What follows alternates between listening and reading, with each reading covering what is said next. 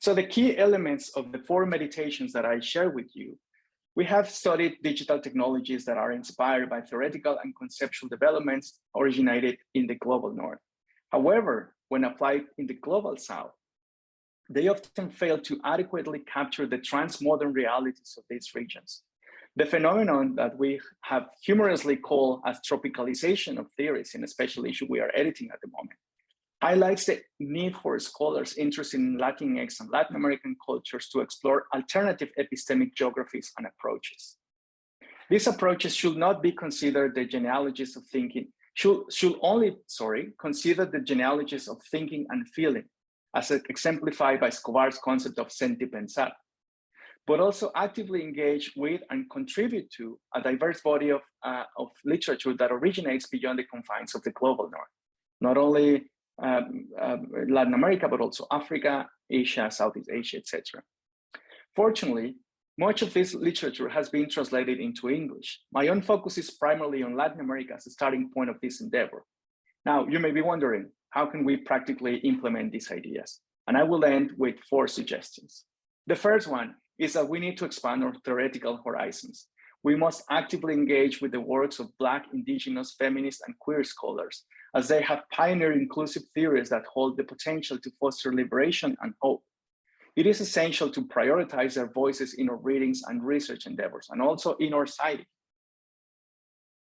We have to be more inclusive in our studies. It is of utmost importance to prioritize studies of digital technologies that consider the populations and territories that may be more vulnerable to their impacts. We must engage in empirical, historical, and critical research with indigenous peoples, laborers, domestic workers, refugees, marginalized populations. This research should not only stem from a political standpoint, but also serve as a strategy to develop research that provides original empirical data. And by doing so, we can also identify the limitations and shortcomings of theories developed in other contexts.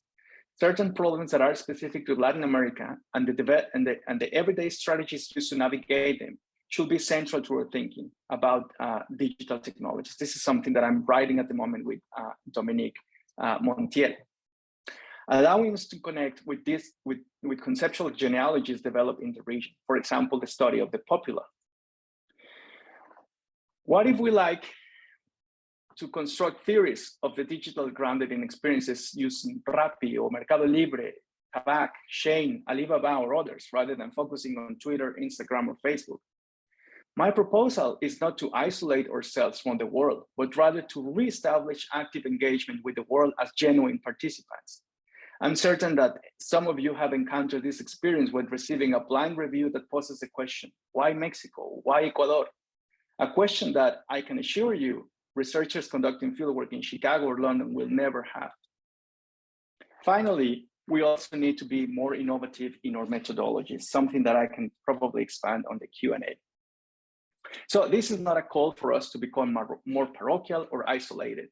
On the contrary, it is a call of arms to engage in conversations as equals. So I will not end with Descartes, but I will end with Husserl again, when he says, a project of this scope requires tenacity, time, intelligence, research, and solidarity.